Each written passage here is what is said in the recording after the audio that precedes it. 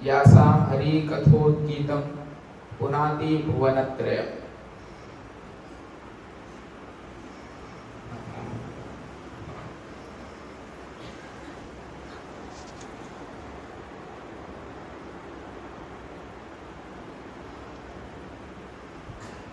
उपस्थित બધા વૈષ્ણવો, શ્રી ગોપીનાથજીના 250મા વર્ષ નિમિત્તે આજે આપણે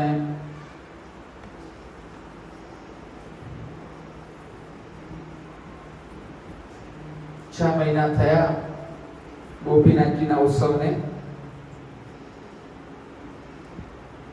પહેલું સત્ર આપણે ઉત્સવના દિવસે શરદ પૂર્ણિમાથી શરૂ કર્યું હતું. બીજા દિવસે ગોપીનાથજીનો ઉત્સવ આવે છે. એમાં એમ ત્રણ દિવસના અત્યાર સુધી આપણે 5 સત્ર કર્યા. આ વખતે આ 5મું સત્ર આરંભ થઈ રહ્યું છે. 4 સત્ર થયા છે અત્યાર સુધી. અને આ 5મા સત્રમાં આજે પહેલા દિવસે આજે બધા આપણે એકત્રિત થયા છીએ. આજે ચૈત્રી રાસનો મનોરથ આપણે ત્યાં થાય છે શ્રી નટવરજીના ઘરમાં.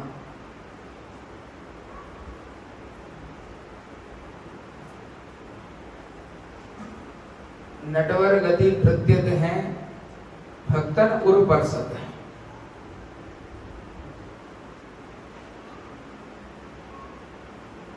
લઘુ રાસનું જે વર્ણન ભાગવતજીમાં કરવામાં આવ્યું છે તે આજે આપણે શરૂઆત થાય છે. આપ લોકોને બધાને વિદિત હશે, આપણે ત્યાં નટવરલાલના ઘરમાં જ્યારે શરદ પૂર્ણિમા આવે છે એના પહેલા જે 11 આવે છે એ દિવસે પણ આપણે ત્યાં રાસનો મનોરથ થાય છે, લઘુ રાસનો. આપ સર્વે જોયું હશે, સાંભળ્યું બી હશે. તે પ્રકાર જે છે તે આ ભાગવતજીમાં આપણે જે લઘુ રાસનું વર્ણન આજે આવશે તે લઘુ રાસ એ એકાદશીની ભાવનાથી છે. એ મનોરથ 3-4-5 દાડા પહેલા થાય છે અને પંચાધ્યાયનો પ્રત્યેક દિવસનો અલગ અલગ શૃંગાર આવે છે. આપણે 11નો શૃંગાર, દ્વાદશીનો, ત્રયોદશીનો, ચતુર્દશીનો અને મહારાસનો શરદ પૂર્ણિમા. એ રીતે આપણો આખો ક્રમ છે. તો એ જે લઘુ રાસ છે કે જ્યારે પ્રણય ગીત ગોપીજનોએ ગાયું, ભગવાનની સન્મુખ પોતાના દાસત્વનું સૂચન કર્યું ગોપીજનોએ પ્રણય ગીતમાં. તેઓ કોઈ લૌકિક ભાવનાથી ભગવાનની પાસે વિષયાક્રાંત દેહથી અથવા કોઈ ભગવાનને લૌકિક કામવશ આકર્ષિત થઈને એ લોકો ભગવાન પાસે નથી આવ્યા, કિંતુ તેઓ એ દાસત્વને જતાઈ રહ્યા છે, જણાઈ રહ્યા છે ભગવાનને. એ પ્રણય ગીત પર આપણે 2 સત્ર કર્યા. આરામથી, શાંતિથી આપણે એ આખો સંવાદ ભગવાનનો અને ગોપીજનોનો એ આખો સંવાદ આપણે શાંતિથી જોયો. તેમાં મૂલત્વે ભાવના એક છે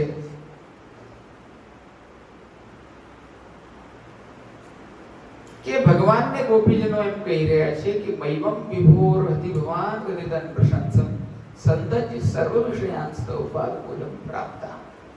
સારી રીતે અમે સર્વ પ્રકારના વિષયોનો ત્યાગ કરીને, પોતાના ઘરબાર બધાને છોડીને ત્યાગની ભાવનાથી અમે આપના ચરણારવિંદના મૂળને પ્રાપ્ત કરવા માટે આ વનમાં આવ્યા છીએ. અમે કોઈ લૌકિક ભાવનાથી આપને ત્યાં આવ્યા નથી. અને એ રીતે એ લોકો એ ભગવાનની 10 પ્રશ્નો હતા, એના 10 જવાબ આપ્યા. 11મા શ્લોકથી સ્તુતિ કરી અને કહ્યું કે આપના હસ્ત અમારા મસ્તક પર અને ઉર પર પધરાવો અને અમને દાસીઓને સાંત્વના આપો, કૃપા કરો. આ પ્રકારની વાત અત્યાર સુધી પ્રણય ગીતમાં આપણે જોઈ. હવે આજથી જે લઘુ રાસનું વર્ણન શરૂ થશે, જે એકાદશી આપણે ત્યાં મનોરથ થાય છે, એ આ ભાવનાથી થાય છે. એ આપણે આજે જોઈશું. શ્રી શુક ઉવાચ, સુખદેવજી કહી રહ્યા છે. ગોપીજનોનો સંવાદનો જે ક્રમ હતો તે પ્રણય ગીતનો અહીંયા વિરામ આવે છે. હવે સુખદેવજી કહી રહ્યા છે. અત્યાર સુધી ગોપિકાઓ છું, ગોપીજનો કહી રહ્યા હતા. હવે છે શ્રી શુક ઉવાચ, સુખદેવજી કહી રહ્યા છે. ઇતિ વિક્લવિતમ તાસાં શ્રુત્વા યોગેશ્વરેશ્વરઃ પ્રહસ્ય સદયં ગોપીરાત્મા રામોપ્યધીરમત. સુખદેવજી કહી રહ્યા છે કે આ પ્રમાણે ગોપીજનોના દીન વચનોને સાંભળીને યોગેશ્વરોના ઈશ્વર એવા આત્મારામ ભગવાને હસીને, સદય થઈને, એટલે કે દયા લાવીને ગોપીઓને રમણ કરાવ્યું, અરિરમત. હવે અહીંયા શ્રી મહાપ્રભુજી વિવિધ પ્રકારે કારિકામાં સૌથી પહેલા આજ્ઞા જે કરે છે તે આપણે સમજી લઈએ. અહીંયા રાસ રમણનું વર્ણન આવી રહ્યું છે, તો એ પહેલા મહાપ્રભુજી શું પૂર્વ ભૂમિકા, કયા રીતે, કયા દૃષ્ટિથી આ ભાગવતજીના વચનોના દર્શન કરવા, કેવી રીતે દર્શન કરવા ભગવાનની રાસ ક્રીડાના, એનું બંધારણ, એની પૂર્વ ભૂમિકા મહાપ્રભુજી આપણને અહીંયા બતાડી રહ્યા છે. અહીંયા મહાપ્રભુજી આજ્ઞા કરે છે કે ભગવાન ષડગુણ વાળા છે. 6 ગુણ છે ભગવાનની અંદર. જેવી રીતે બળ વાળો કોઈ હોય તો આપણે કહીએ બળવાન છે, શક્તિ વાળો હોય તો શક્તિમાન કહીએ, જ્ઞાન હોય તો જ્ઞાનમાન કહીએ. એવી રીતે ભગથી જે યુક્ત છે તે ભગવાન છે. ભગ એટલે 6 ગુણો: ઐશ્વર્ય, વીર્ય, યશ, શ્રી, જ્ઞાન અને વૈરાગ્ય. આ 6 ગુણો જેની અંદર હોય એને ભગ કહેવાય. ભગનું જ બીજું નામ છે ધર્મી. આ બધા ધર્મ, અને આ ધર્મ જેમાંથી ઉત્પન્ન થયા છે અને જેમાં સદા નિવાસ કરે છે એને કહેવાય ધર્મી અથવા ભગ. આ ભગ જે છે તે ભગવાનની અંદર જ માત્ર સ્થિત રહે છે. 6 ગુણોથી યુક્ત દરેક વ્યક્તિ નથી રહી શકતો. એની અંદર 1, 2, 3, 4 એ પ્રકારે હોઈ શકે છે. અમુક ગુણોનો ઉદ્ભવ થાય તો અમુક ગુણો તિરોહિત પણ થઈ જતા હોય છે. પરંતુ અહીંયા ભગવાનને સદા આ ગુણો પ્રકટ સ્વરૂપે બિરાજમાન રહે છે, એટલે એ ભગવાન કહેવાય છે, ધર્મી કહેવાય છે. એટલે ભગવાન 6 ગુણ વાળા છે. એટલે 6 ગુણ દ્વારા સાધારણ રમણ કર્યું. જે પ્રકારે જે ગુણથી રમણ કરવાની આવશ્યકતા હોય એ ગુણને ભગવાને પ્રકટ કર્યો છે. અહીંયા આ પ્રકારથી ભગવાન હરિ એ 6 ગુણો દ્વારા સંયોગાત્મક શૃંગાર રૂપથી 6 પ્રકારે રમણ કર્યું અને વિપ્રયોગાત્મક પ્રકારથી પણ રમણ કર્યું. આ પ્રકારથી 2 પ્રકારથી રમણ ભગવાને કર્યું. એ દ્વિવિધ શૃંગાર રૂપ છે. 2 પ્રકારના શૃંગાર રસ અહીંયા બતાડવામાં આવ્યા. એક સંયોગ રસ અને એક વિપ્રયોગાત્મક રસ. સંયોગનો અર્થ છે કે પ્રત્યક્ષ રૂપેણ દરસ, પરસ ઇત્યાદિ દ્વારા, દર્શ, સ્પર્શ ઇત્યાદિ દ્વારા પ્રત્યક્ષ થવું એ સંયોગ છે. અને એનો અભાવ હોવો, એ વસ્તુ ન હોવી એને વિપ્રયોગ છે. વિશેષેણ પ્રકારેણ યોગ. વિપ્રયોગ એટલે વિશેષેણ પ્રકારેણ યોગ. આપણે ત્યાં વિયોગ નથી બતાડેલો. વિયોગનો અર્થ છે વિગત યોગ, જે જતો રહ્યો છે યોગ. પણ આપણે ત્યાં એવો વિગત યોગ નથી, વિપ્રયોગ છે. વિપ્રયોગનો અર્થ છે વિશેષેણ પ્રકારેણ યોગ, વિશેષ પ્રકારથી જોડાણ થવું.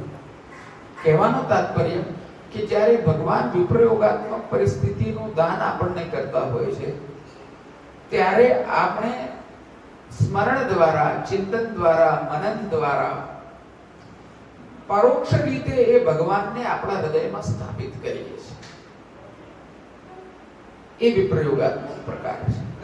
અને અહીંયા શૃંગાર રસ જે પ્રકટ કર્યો છે, શ્યામો ભવતુ શૃંગાર.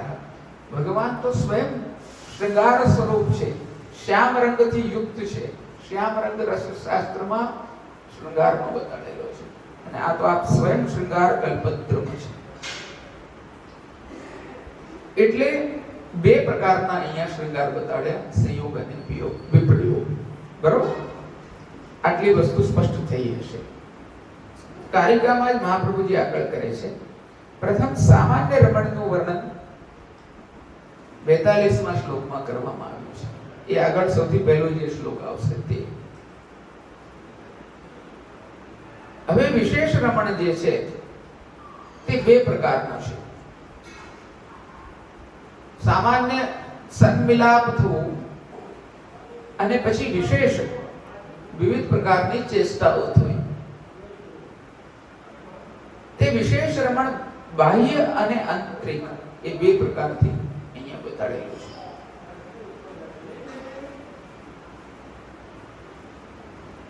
એ ભગવાનનો સન્મિલાપ થયો એ 43માં શ્લોકમાં. 44માં શ્લોકમાં ભગવાને બાહ્ય રમણ ગતિ, કટાક્ષ ઇત્યાદિ દ્વારા કર્યું. બાહ્ય અર્થાત જ્યાં પ્રત્યક્ષ સ્પર્શ હજી નથી થયો. કટાક્ષાદિક, હાવ ભાવાદિક વલ્લભાખ્યાનમાં વર્ણન આવે છે ને, જાલ રત્રે સખી જાણે ચિત્રે લખી, વાંછિતા નાથની છબી દેહાળે, હાવ ભાવાદિક કોટી કોટી કરે, મદન જ્વર વ્યથા તે ભેગે ટાળે. એ આ ભાવના છે. જાલરંધ્ર ઉપરથી એટલે કે કુંજ નિકુંજોના જે જાલ છે, જાળીઓ છે, આપણા મંદિરોમાં જે બધી જાળીઓ બનાવવામાં આવે છે એ કુંજ નિકુંજોની પત્રાવલીઓની ભાવના છે. અને એમાંથી દર્શન કરીને જે ભક્તો ભગવાનના પ્રત્યક્ષ સંબંધમાં સન્મુખ નથી આવી શક્યા તે જાલમાંથી દર્શન કરે છે. વાંછિતાનાથની છબી નિહાળે. વાંછિત એટલે કે અભિલિષિત, અપેક્ષિત, જેમની ઈચ્છા કરી રહ્યા છે, જેમને પ્રાપ્ત કરવાનો મનોરથ કરી રહ્યા છે. એટલે એ આપણે આગળ જોઈશું બધો પ્રકાર જે બી બતાડેલો છે તે બાહ્ય ગતિ, કટાક્ષ આદિનું વર્ણન અહીંયા કરવામાં આવ્યું છે 44માં શ્લોકમાં. બાહ્ય રમણનું સૂચન કરીને આગળ આંતરિક એ જે છે તે 45માં શ્લોકમાં કરી રહ્યા છે. આ 42 થી 47 સુધીનો ક્રમ બતાડી રહ્યા છે મહાપ્રભુજી. અહીંયા શું શું ક્રમ, કયા કયા પ્રકારથી આ લઘુરાસનો ક્રમ બતાડેલો છે. તે પશ્ચાત કેલી બે પ્રકારની હોય છે.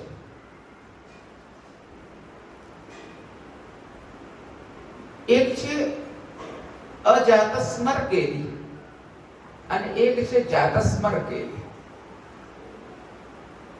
આપે બધાએ સ્મર શબ્દ તો સાંભળ્યો હશે. યમનાષ્ટકનો પાઠ કોણ કોણ કરે છે? સ્મરપિતુ શ્રિયમ વિપ્રતિ. સ્મરપિતુ, સ્મર એટલે કામદેવ. કામદેવના પિતા છે ભગવાન, જેમાંથી કામદેવ પ્રકટ થયા છે. પૂર્ણ કામ છે, સાક્ષાત મન્મથ છે. તો એ કામ એમના માટે કામથી ભગવાન બંધાયેલા નથી. એમણે લૌકિક ભૌતિક કામ પ્રગટ કર્યો છે. આદિદૈવિક સ્વરૂપે પણ પોતે જ સ્થિત છે અને આદિદૈવિક તો પોતે સ્વયં છે. એટલે કહેવાનો તાત્પર્ય એવો થયો કે ભૌતિકથી આધ્યાત્મિક વિશિષ્ટ છે, આધ્યાત્મિકથી આદિદૈવિક વિશિષ્ટ છે. અને આ ભગવાન તો સાક્ષાત મન્મથ આદિદૈવિક સ્વરૂપે જેના દ્વારા કામ ઉત્પન્ન થયો છે એ સમર્પિત પોતે છે. તો સ્વાભાવિક છે કે ભગવાનની પિતાની ક્રીડા જોઈને કામદેવને લજ્જા થાય. સ્વાભાવિક વાત છે. કોટિક કામ લાજે મન્મથ રહ્યો લજાય. કીર્તનોમાં તમે જુઓ બધે જ આ વર્ણન સ્પષ્ટતાપૂર્વક છે. એટલે કહેવાનો તાત્પર્ય એમ થયો કે અહીંયા આ જે કામ છે તે ભૌતિક કે લૌકિક કામનું સ્વરૂપ અહીંયા બતાડવામાં આવેલ નથી. આ અલૌકિક સાક્ષાત ભગવાન પોતે વિરાજમાન છે. એ આદિદૈવિક સ્વરૂપેણ અલૌકિકત્વેન વિરાજમાન છે. એટલે એમાં જે ક્રીડા છે એ અજાતસ્મરકેલ અને જાતસ્મરકેલ એ બે પ્રકારની બતાડેલી છે કે જેમણે પૂર્વમાં સ્મરકેલ કરેલી છે તે અન્નથી તે બંને પ્રકારના બતાડેલા છે. 45માં અને 46માં શ્લોકમાં આ વસ્તુનું વર્ણન છે અને 47માં શ્લોકમાં જે આ અધ્યાયનો છેલ્લો શ્લોક છે એમાં વિપ્રલબ્ધ શૃંગારના સિદ્ધાર્થ ભગવાન દ્વારા અંતર ધ્યાન થઈ જવું, પોતાના સ્વરૂપને એમની સમક્ષ પ્રત્યક્ષ રૂપેણ જે વિરાજમાન હતા તિરોહિત કરી દેવું, તે વર્ણન આગળ 47માં શ્લોકમાં આવશે. એમ 42 થી લઈને 47માં શ્લોક સુધી આ પ્રકારનું વર્ણન લઘુ રસનું મહાપ્રભુજી સ્પષ્ટ કરી રહ્યા છે. એવી સરસ પૂર્વ પીઠિકા બાંધી છે. હવે આપણે પહેલો શ્લોક જોઈએ તો આપણને ધ્યાનમાં આવે કે આ વસ્તુ શેનું વર્ણન છે. આ સુબોધની છે. તદુક્તમપી દુર્બોધમ સુબોધમ સ્યાત્. શ્રી ગુસાઈજી કેટલું સુંદર સ્વરૂપ મહાપ્રભુજીનું બતાડી રહ્યા છે. મહાપ્રભુજીની બધાઈનું શરૂ થશે. મહાપ્રભુજીનું પણ સ્વરૂપ જે છે તે હૃદયસ્થ કરવાની પરમ આવશ્યકતા છે. ભગવાન દ્વારા જે લીલાઓ આચરિત કરવામાં આવી છે તે દુર્બોધ છે, દુર્લભ બોધ છે. એ પ્રત્યેક વ્યક્તિના કે સામાન્ય રસ્તે ચાલતા વ્યક્તિને સમજ પડે કે એના ગળે ઉતરી જાય એવી વસ્તુ નથી. તદુક્તમ અપી દુર્બોધમ સુબોધમ સ્યાત્. આવો દુર્બોધ પણ શ્રી મહાપ્રભુજીની કૃપાથી, મહાપ્રભુજીના વાક્યોથી, મહાપ્રભુજીના વ્યાખ્યાનથી એ સુબોધ થઈ ગયા છે. એટલે આ સુબોધની છે.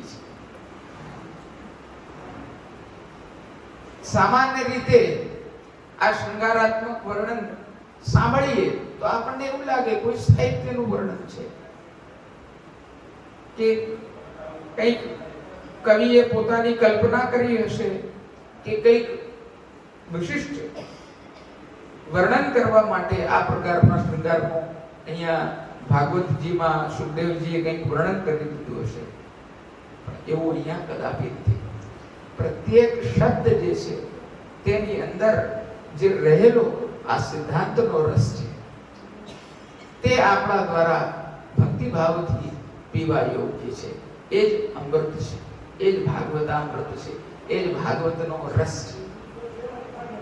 પ્રત્યેક ઠેકાણે ભક્તિ માર્ગીય રસ ઉત્પન્ન થાય, ભગવાનના દાસત્વ માટે દૃઢતા પ્રકટ થાય અને લૌકિક કામનાઓ, લૌકિક કામ ભાવ આપણો બળીને રાખ થઈ જાય, એના માટેની આ લીલાનું શ્રવણ છે. આ વસ્તુ મહાપ્રભુજી આગળ આજ્ઞા કરી રહ્યા છે.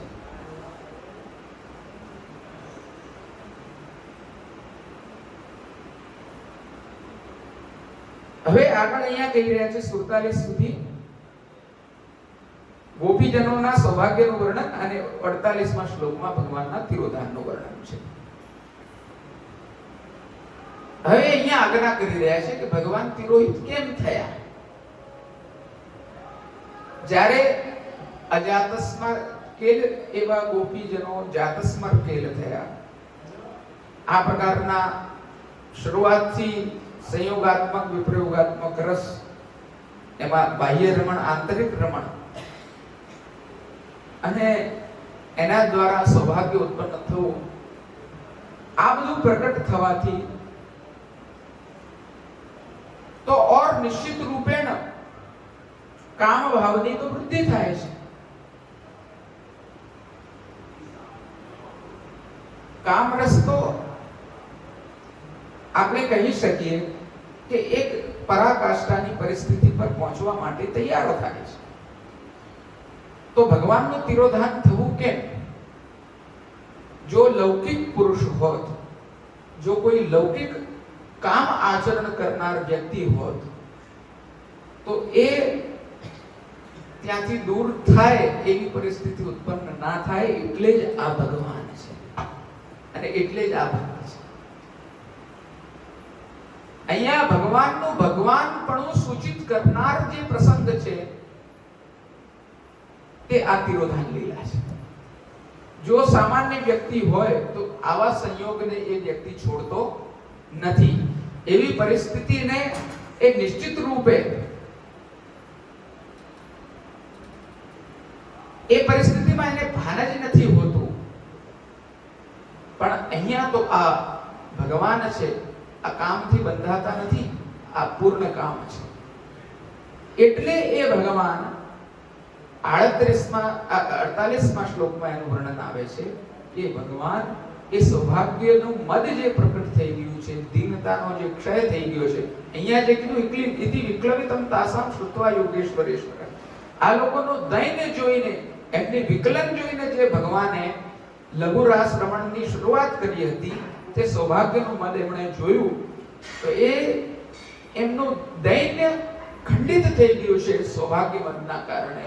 એટલે એ ભગવાન છે, એટલે જ એ તિરોભાવિત પોતાનું સ્વરૂપ કરીને અંતર ધ્યાન થઈ ગયા છે. આ ભગવાન જો લૌકિક પુરુષ હોત તો કદાપી અંતર ધ્યાન કે ત્યાંથી દૂર જતા રહેવાની વાત કરત નહીં. એટલે અહીંયા મહાપ્રભુજી આજ્ઞા કરે છે, તિરોભાવસ તતશ્ચાપી નાયમ લૌકિક કામુકઃ.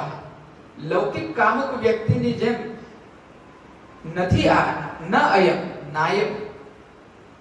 એટલે અહીંયા જે છે તિરોભાવ વિશેષ રૂપથી ભગવાને પોતાના સ્વરૂપનો કર્યો છે. આ વસ્તુ અહીંયા સૂચિત થાય છે. આ 42 થી લઈને 48મો શ્લોક જે છે તે લઘુરાસનું વર્ણન છે. તે આપણે આ 3 દિવસના સત્રમાં લેવાનો પ્રયત્ન કરીશું. શાંતિથી આ જ રીતે આપણે જોઈશું. આગળની કારિકામાં આગળ સૌથી પહેલા આ શ્લોકનું ભાગવતજીના આ ઇતિ વિક્લવિતમ તાસામ શ્રુત્વા યોગેશ્વરેશ્વર પ્રહસ્ય સદયમ ગોપીરાત્મા રામો વ્યરીરમત, એના ઉપર સુબોધનીજી મહાપ્રભુજી આજ્ઞા કરી રહ્યા છે કે સૌથી પહેલા આવા વિક્લવિત વચન સાંભળીને, કલ્પનથી યુક્ત, તાપથી યુક્ત, દૈન્યથી યુક્ત, કરુણાથી યુક્ત વચનો ગોપીજનોના ભગવાને સાંભળ્યા. એ સાંભળીને જે ભગવાન યોગેશ્વર છે, હવે જો શબ્દોનું ચયન કેવું છે, આ ભગવાન કોઈ સામાન્ય પુરુષ નથી જે પોતાના સંયમને શીર્ષ રીતે નિભાવી શકે અને આ લૌકિક કામાદિકથી પર થઈ જાય, એને યોગી કહેવામાં આવે છે. એ આ લૌકિકત્વથી, આ ભૌતિકત્વથી છૂટો પડીને, ત્યક્ત કરીને આ બધી ભાવનાઓને જે હજી ઉત્કૃષ્ટ યોગને સાધે છે એને યોગી કહેવાય છે. અને આ કોણ છે? આ કોઈ સામાન્ય પુરુષ તો નથી જ, યોગી પણ નથી, પણ યોગીઓનો ઈશ્વર છે. શ્રુત્વા યોગેશ્વરેશ્વર. એવું સાંભળીને એવા યોગેશ્વરેશ્વર એવા ભગવાને શું કર્યું? સૌથી પહેલા હાસ્ય કર્યું. ગોપીજનોના દૈન્યતા પૂર્વકના વચનો સાંભળીને ભગવાન હસ્યા અને હસીને ભગવાને શું કર્યું? સદયમ, દયા કરી. ભગવાનનું હસવું એ પણ દયા છે. જેવી રીતે લૌકિકમાં હું લૌકિક દાખલો આપું છું. કોઈ વિશિષ્ટ વ્યક્તિ હોય, વીઆઈપી વ્યક્તિ હોય, એની જોડે તમે ઊભા હો અને એ તમારી સામે જોઈને સ્માઈલ કરે, સ્મિત આપે, હસે, તો 10 જણામાં કેવો પેલો વટ પાડે? જોયું? મને જોઈને કેવી રીતે એમને રિસ્પોન્સ કેવો આપ્યો? સ્માઈલ આપી ને, એટલો વટ છે મારો. અને અહીંયા દૈન્ય અવસ્થામાં કિંકરીઓ, દાસીઓ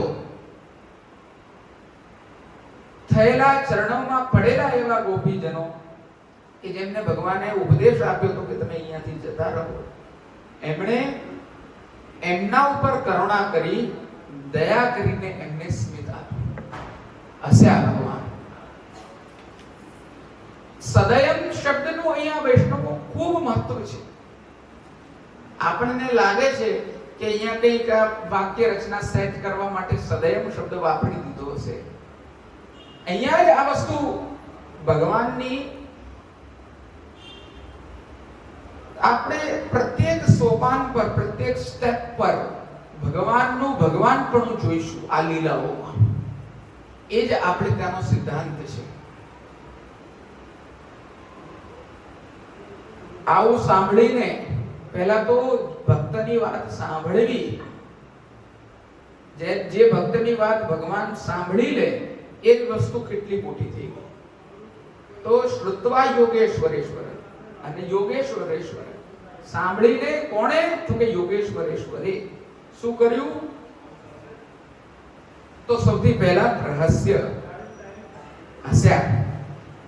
સદયમ, કેવી રીતે? દયા રાખીને. અને તે પછી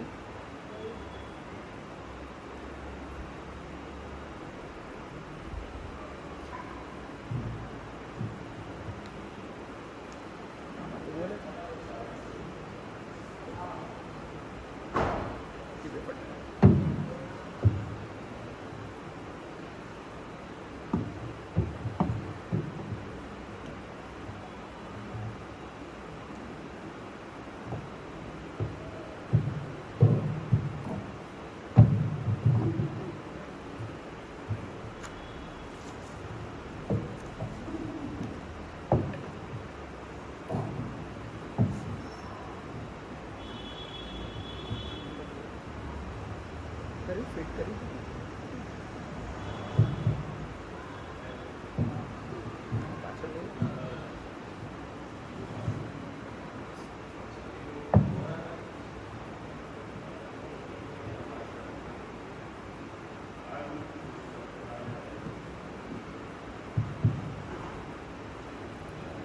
શ્રી કૃષ્ણાય નમઃ. શ્રી કૃષ્ણાય નમઃ. શ્રી કૃષ્ણાય નમઃ. શ્રી કૃષ્ણાય નમઃ. કૃષ્ણાય નમઃ.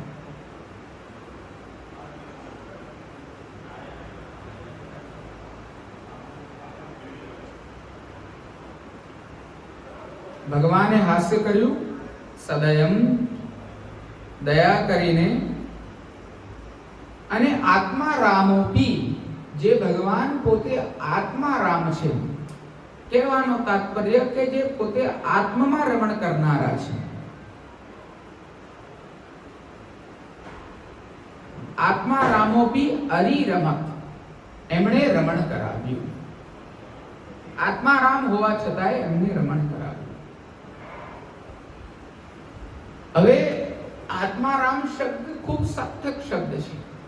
જેવી રીતે યોગેશ્વરેશ્વર ખૂબ સાર્થક શબ્દ છે, તે જ રીતે આત્મારામ શબ્દનું પણ વિશેષ મહત્વ છે. વૈષ્ણવો,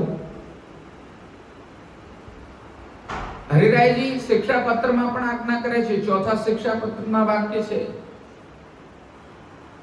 મારા ધ્યાન બહાર ન જતું હોય તો, આત્મા રામોપી ગોપી નામ સર્વદા રતિવર્ધન. આત્મા રામ હોવા છતાં પણ ભગવાન ગોપીજનોના રતિનું વર્ધન કરે છે. આ જ પ્રસંગને ભગવાનના હરિરાયજી ટાંકી રહ્યા છે વિરુદ્ધ ધર્માશ્રયત્વનું સૂચન કરવા માટે. એ વિરુદ્ધ ધર્માશ્રયની વાત એમાં ચાલતી હોય છે, એમાં આ પ્રસંગ બતાવેલો છે. આત્મા રામોપી ગોપીનામ સર્વદા રતિવર્ધના. ભગવાન એવા વિરુદ્ધ ધર્મથી યુક્ત છે. ભગવાનની અંદર એવું ભગવાનપણું છે કે કર્તુમ અકર્તુમ અન્યથા કર્તુમ અને સર્વથા કર્તુમ. આ બધા જ ગુણો એમની અંદર સંમિશ્રિત છે. નાના પણ છે, મોટા પણ છે. બાલ લીલા કરે છે, કિશોર લીલા કરે છે. देखो री जसोदा मैया तेरो ललना माई झूले पलना. बाहर देखो तो 12 बरस को, घर देखो तो माई झूले पलना.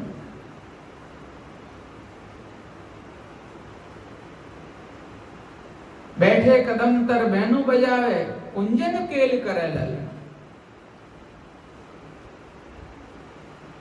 नंददास निनाद नंद नंदन कुंवर निरख नागरी देह गेह भूले. नंद को लाल ब्रज पालने. पल्लाમાં ઝૂલતા બાળકને જોઈને દૃશ્યુતુ મદ માનિની માનહરણ. આ પ્રકારના વિરુદ્ધ ધર્માશ્રય આ એક ભગવાનની અંદર બિરાજમાન હોઈ શકે છે. આવા વિરુદ્ધ ધર્મી ગુણો એ ભગવાન સિવાય બીજા કોઈની પણ અંદર હોવા એ સક્ષમ નથી. એ રીતે જ અહીંયા આત્મારામ છે, છતાંય અરિરમત જેમણે રમણ કરાવ્યું.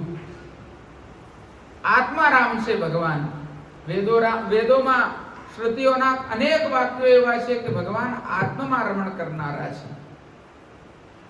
અને એમને આત્મામાં રમણ કરનારા હોવા છતાંય પોતાના યશનો વિસ્તાર કરવા માટે, પોતાની લીલાનો વિસ્તાર કરવા માટે, પોતાની ક્રીડાનો વિસ્તાર કરવા માટે એકલાથી રમણ ન થયું અને એમને સ એકાકી નરમંતે તદ્વિતીયમે છે. ત્યારે કોઈ બીજાની ઈચ્છા કરી આવ્યું ને.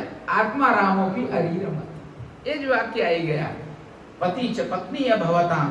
એ જ પતિ પોતાના પત્ની સ્વરૂપે સ્વામીજીને પ્રકટ કરે છે એમની સાથે ક્રીડા કરવા માટે. આ જ આત્મારામોપી ગોપીનામ સર્વદા રતિવર્ધન નો ભાવ છે. આત્મારામ છે, એમને કોઈ બીજાની આવશ્યકતા નથી રમણ કરવા માટે. આત્મામાં જ રમણ કરી શકે છે. પહેલા કોઈ હતું બી નહીં.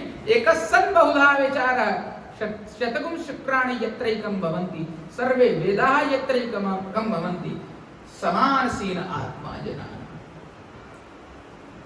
ભરેલા પડેલા છે શ્રુતિના વાક્યો, વેદોના વાક્યો, ઉપનિષદોના વાક્યો કે જે ભગવાનનું આત્મારામપણું હોવા છતાંય સર્વદા રતિવર્ધન કરનાર એવા સ્વરૂપને સૂચિત કરે છે. આ ભગવાન સિવાય બીજું કોઈ હોઈ શકે નહીં.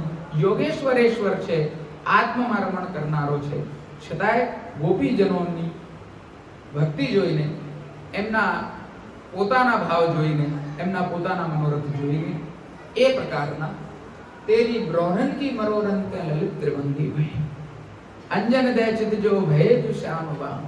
तेरी मुस्कान देख दामिनी सी कौन जात दीन वह याचत प्यारी लेत राधे आधोना. जो जो नचायो तैसे ही हरि नाचे बल अब तो मया कीजिए चलिए निकुंज धाम. આ બધી જે દાન માનાદિકની લીલાઓ છે, જ્યાં ભગવાનનું પરવશ થવું એવું બતાડવામાં આવે છે. ભગવાન કોઈનાથી પરવશ થતા નથી, બંધાતા નથી, એવું આગળ આવશે. આ જ સૌભાગ્યમાં ઉત્પન્ન થશે જ્યારે ગોપીજનોને, ત્યારે ભગવાન અંતર્ધ્યાન પણ થઈ જશે. એ બી ભગવાન જ થઈ શકે એવી અવસ્થા, એ બી અહીંયા આગળ સૂચિત કરવામાં આવશે. હવે આપણે અહીંયા જોઈએ બીજું મહાપ્રભુજી શું આજ્ઞા કરી રહ્યા છે. એટલે આટલી વાત સ્પષ્ટ થઈ કે આવા વિક્લવિત વચનો, દૈન્યથી યુક્ત વચનો, વિહ્વળતાથી યુક્ત એવા વચનો સાંભળીને યોગેશ્વરેશ્વર એવા ભગવાન કે જે પોતે આત્મારામ છે, તેમણે સદાય હાસ્ય કર્યું, દયાથી યુક્ત થઈને હાસ્ય કર્યું ગોપીજનોની સન્મુખ અને એમને રમણ કરાવવા લાગ્યા. આટલી વાત આ પહેલા શ્લોકમાં કરવામાં આવી છે. હવે કયા પ્રકારથી છે તો અહીંયા આગળ કહી રહ્યા છે. હવે અહીંયા અરિરમત રમણ કરાવવા લાગ્યા એનું વર્ણન આવતા જ મહાપ્રભુજી હજી સુબોધનીજી માં આનો અર્થને ખોલી રહ્યા છે. હજી આપણી દૃષ્ટિ પરિપક્વ અને દૃઢ બનાવી રહ્યા છે અને આજ્ઞા કરી રહ્યા છે.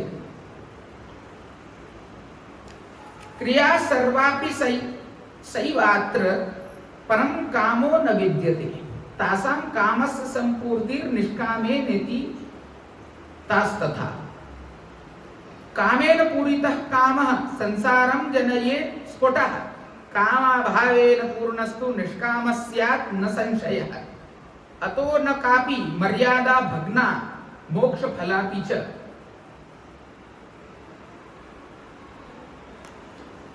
અત એતત શ્રુતૌ લોકો નિષ્કામઃ સર્વથા ભવેત. ભગવત ચરિતમ સર્વમ યતો નિષ્કામમીર્યતે અતઃ કામસ્ય નોદ્બોધઃ તતઃ શુકવચ સ્ફુટમ. હવે અહીંયા આગળ કારિકામાં મહાપ્રભુજી લઘુ રાસના આ સ્વરૂપને અહીંયા જે રમણને બતાડેલું છે, જે કામને બતાડેલું છે, તેના સ્વરૂપને વધુ વિશિષ્ટ રીતે સ્પષ્ટ કરી રહ્યા છે. એ આપણે જોઈએ. રાસલીલામાં કામ એ લૌકિક કામ નથી, એને સ્પષ્ટ રીતથી સમજાવતા અહીંયા મહાપ્રભુજી આજ્ઞા કરે છે કે અહીંયા રાસલીલામાં સમસ્ત ક્રિયા જે છે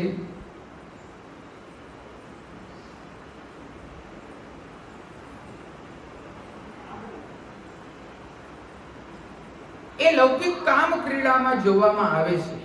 આ બધી જ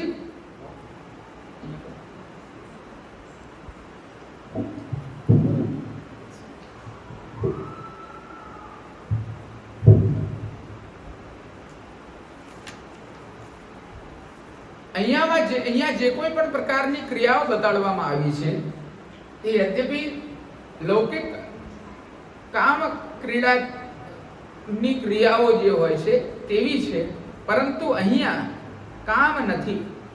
અહીંયા એ પ્રકારે લૌકિકવત આ ક્રિયાઓ નથી. જેવી રીતે ભગવાનનું શૈલ ધારણ કરવું, ગિરિરાજ્ય ઉઠાઈ લેવા, એ કોઈ લૌકિક વ્યક્તિ કે બલિષ્ઠ વ્યક્તિ કે પહેલવાનનું પણ કામ નથી. ઉપાડે છે ભગવાન, પણ એ વસ્તુ એવી નથી કે જે લૌકિક કોઈ વ્યક્તિ કરી શકે. એના વશનો રોગ નથી. બહારથી એ માત્ર બલ લાગે છે, પરંતુ એ બલ નથી, એની અંદર રહેલો પ્રમેય બલ છે. એ જ રીતે અહીંયા ભગવાન જે કાર્ય કરી રહ્યા છે, ભગવાન જે ક્રીડા કરી રહ્યા છે, તે ક્રીડા કોઈ લૌકિક કામ ક્રીડા ચાલતી હોય તે પ્રકારની અહીંયા વાત નથી.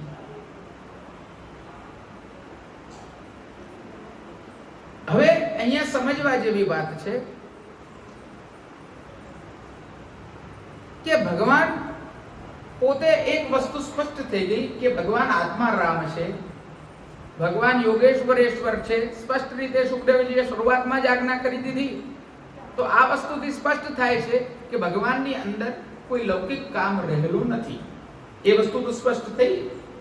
હવે તો આ પ્રકારની ભગવાન લીલા કરી રહ્યા છે.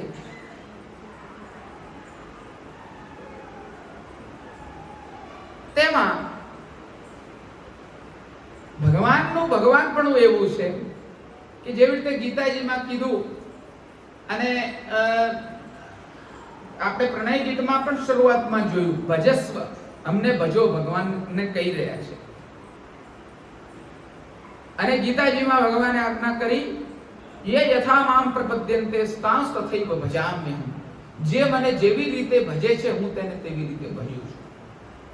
કહેવાનો તાત્પર્ય, તમે ભગવાન, તમે જેવા તેવા ભગવાન, તમને જેવો ભાવ તે પ્રકારનું ભગવાનનું પોષણ.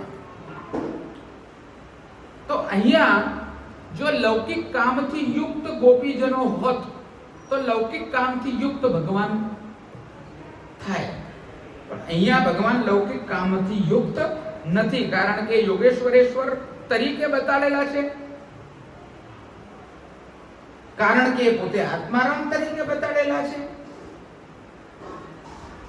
તો કહેવાનો તાત્પર્ય એવો થયો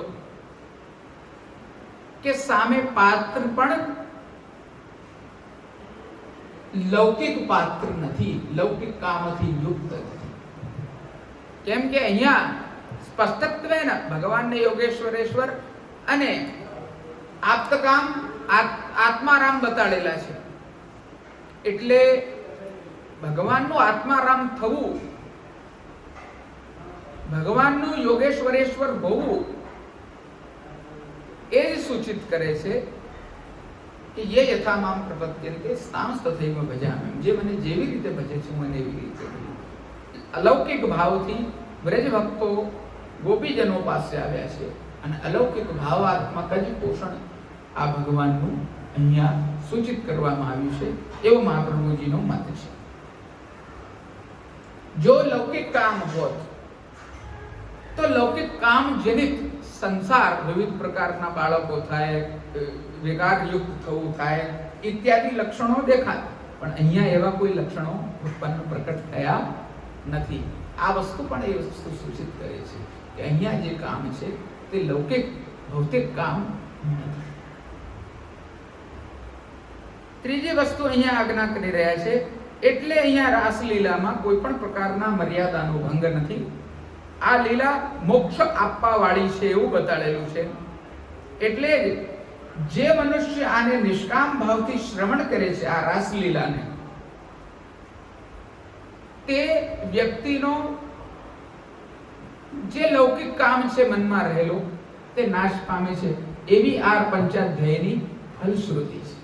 છેલ્લે એ વાક્ય આવશે કે જે આ લીલાનું મનન ચિંતન ગાન કરે છે, સ્મરણ કરે છે, તેનો કામ ભાવ નષ્ટ થઈ જાય છે. એટલી પવિત્ર, એટલી અલૌકિક આ ભગવાનની રાસલીલા છે. ભગવાનની બધી લીલા નિષ્કામ છે, એટલે એને સાંભળવાથી મનુષ્યના હૃદયના આ કામરૂપ રોગનો નાશ થાય છે, એવા સુખદેવજીના આગળ વચન આવશે. જે વ્યક્તિ આજે વૈષ્ણવ આપ સર્વે શ્રવણ કરી રહ્યા છો, આને જે વ્યક્તિ હૃદયથી આ બધી નિષ્કામ લીલાઓનું ગુણગાન કરે છે, શ્રવણ કરે છે, ગાન કરે છે, મનન ચિંતન કરે છે. શાંડિલ્ય સંહિતામાં પણ આ વાક્યો છે બધા. શાંડિલ્ય ઋષિ પણ એ જ આજ્ઞા કરી રહ્યા છે. નારદ પંચરાત્રમાં પણ નારદજી આજ્ઞા કરી રહ્યા છે. સુખદેવજી પણ અહીંયા આજ્ઞા કરી રહ્યા છે. વ્યાસજી આજ્ઞા કરી રહ્યા છે કે જે આ લીલાઓનું શુદ્ધ ભાવથી, અવિકૃત ભાવથી, નિષ્કામ ભાવથી આ બધી લીલાઓનું સહજ ચિંતન જે લોકો કરે છે, તેમનો કામ ભાવ રૂપ જે રોગ છે, લૌકિક જેમનો કામ રોગ સ્વરૂપ છે જેમની અંદર, એ નષ્ટ થઈ જાય છે. એવી અદ્ભુત ફલશ્રુતિ આ રાસલીલાની બતાડવામાં આવી છે. આપણે હવે આગળના શ્લોક પર જઈએ.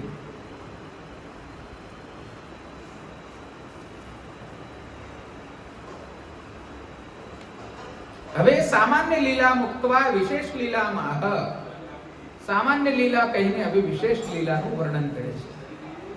પછી શું કર્યું? ભગવાને હાસ્ય આપ્યું સદૈવ.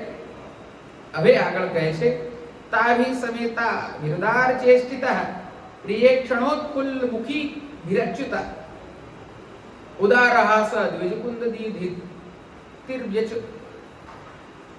વ્યરોચ તૈણાંક ઇવોડુભિર્વૃતા. હવે આગળ કહી રહ્યા છે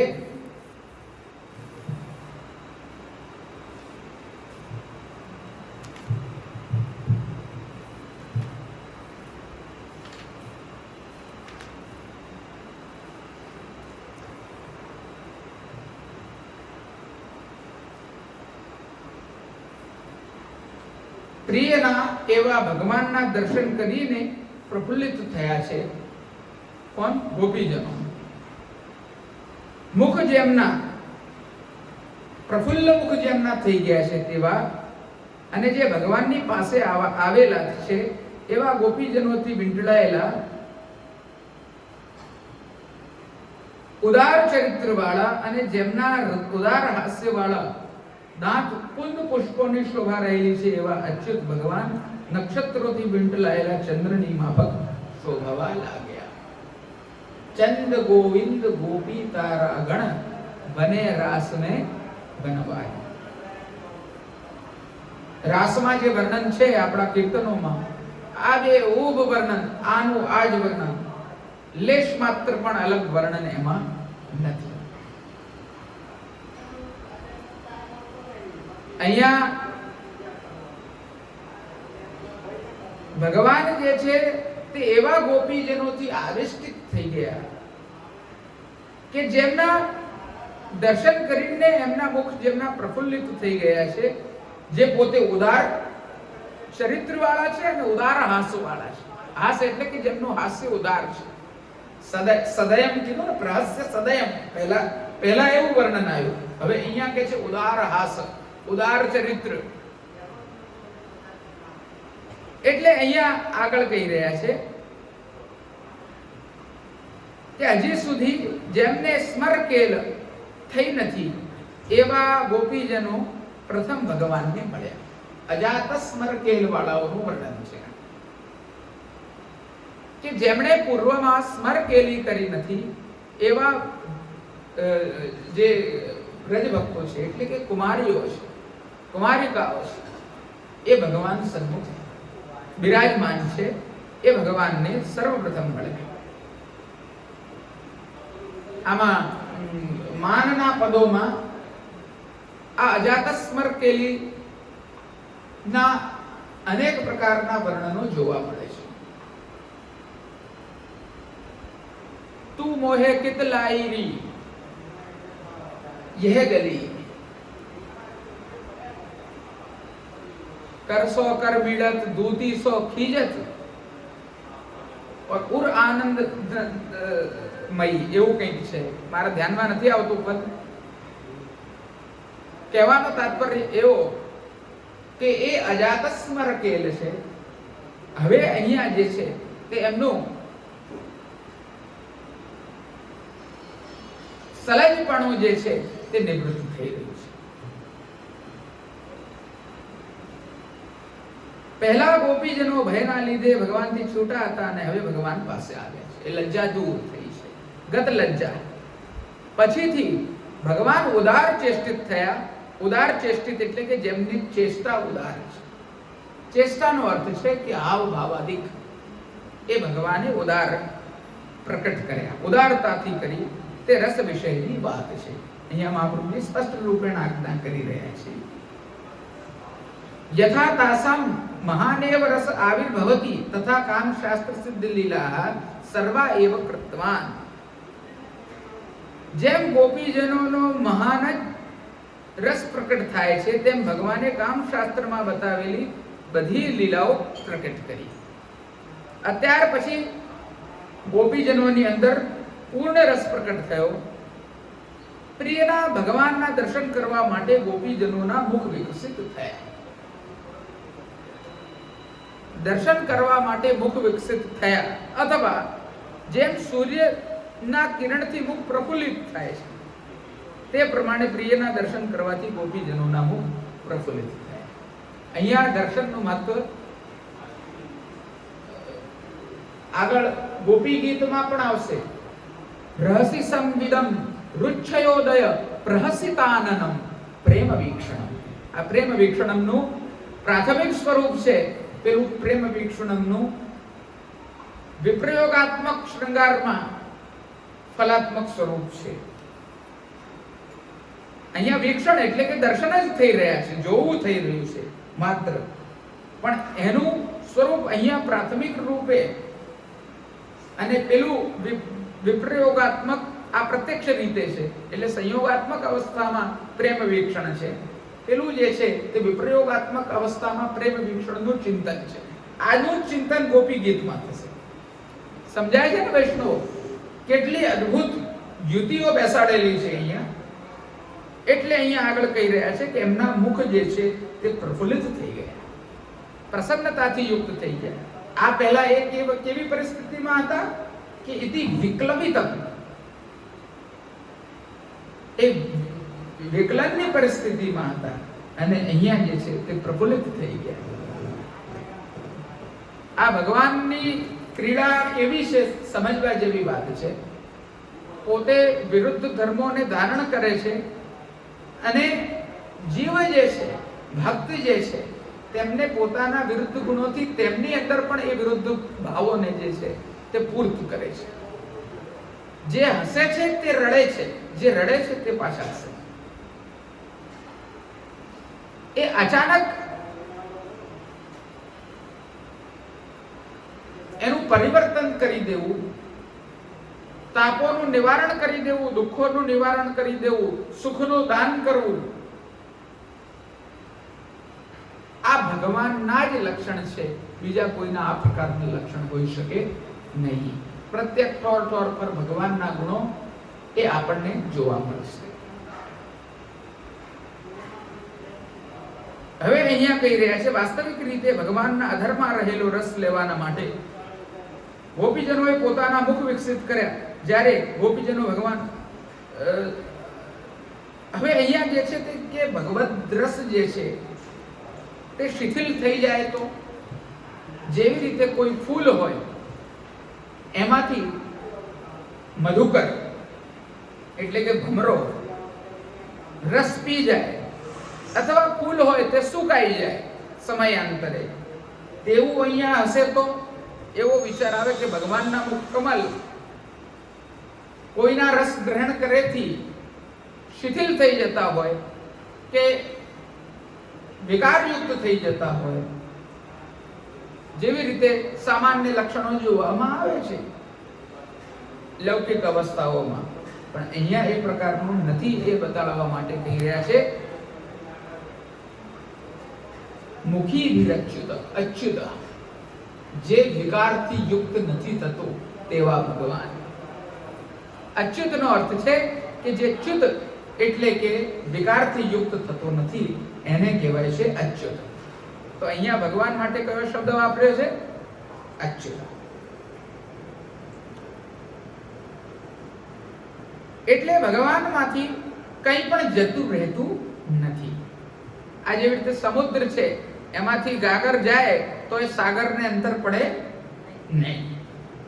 અને આના માટે શ્રુતિ પ્રમાણ છે, ઉપનિષદ પ્રમાણ છે, એ શાસ્ત્રીય વિષય પણ છે. પૂર્ણમિદં પૂર્ણમિદં પૂર્ણાત પૂર્ણમુદચ્યતે પૂર્ણસ્ય પૂર્ણમાદાય પૂર્ણમેવાવશિષ્યતે. આ ભગવાન પૂર્ણ છે. પૂર્ણનો અર્થ છે કે જેની અંદર કોઈ જાતની કમી નથી. પૂર્ણાત પૂર્ણમુદચ્યતે પૂર્ણસ્ય પૂર્ણમાદાય પૂર્ણમેવાવશિષ્યતે. પૂર્ણ વસ્તુ છે, એમાંથી પૂર્ણ લઈ લો તો જે લીધું છે તે પણ પૂર્ણ છે, અને જે અવશેષ રૂપ બચી ગયું છે તે પણ પૂર્ણ છે. પતી ગઈ વાત. મધુરાધિપતે રખિલમ. આ મિશ્રીનો ગાંગડો છે, અંદરથી પણ એટલો જ મીઠો છે, એટલો જ મધુર છે, બહારથી પણ એટલો જ મધુર છે. મધુરાધિપતે રખિલમ.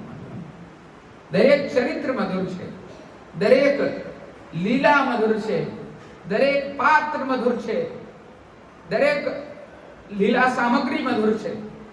અહીંયા કોઈ પણ જાતની માધુર્યમાં કમી નથી. તે જ આ પ્રસંગ આપણે જોઈ રહ્યા છીએ. હવે આગળ કહી રહ્યા છે કે ભગવાન અચ્યુત છે એટલે પૂર્ણ રસ છે, એમાં કોઈ પણ પ્રકારનો વિકાર આવતો નથી. લૌકિક પુરુષમાં જેવી રીતે સ્મરકેલિત કર્યા પછી કોઈ પણ પ્રકારના વિકારો થતા હોય છે, એ પ્રકારનો અહીંયા વિકાર થતો નથી.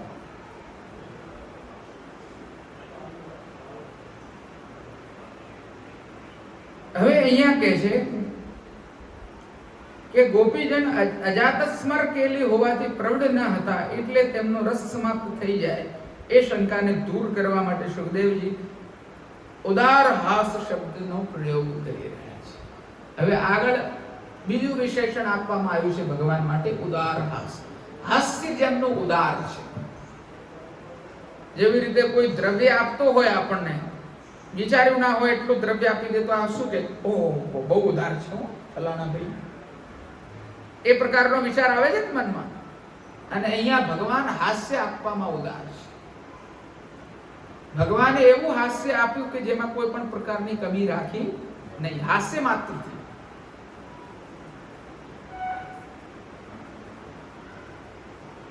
અર્થાત હાસ્ય પૂર્ણ કામ આપનારું છે. કામને માટે જે હાસ્ય રૂપી મોહ છે તેનાથી જ ભગવાન ગોપીજનોનો ભગવાનમાં રહેલો સ્નેહ વધ્યો. એટલે સ્નેહનું વર્ધન કરવા માટે ભગવાને ઉદાર હાસ્ય કર્યું, એવું અહીંયા સૂચન કરવામાં આવ્યું છે.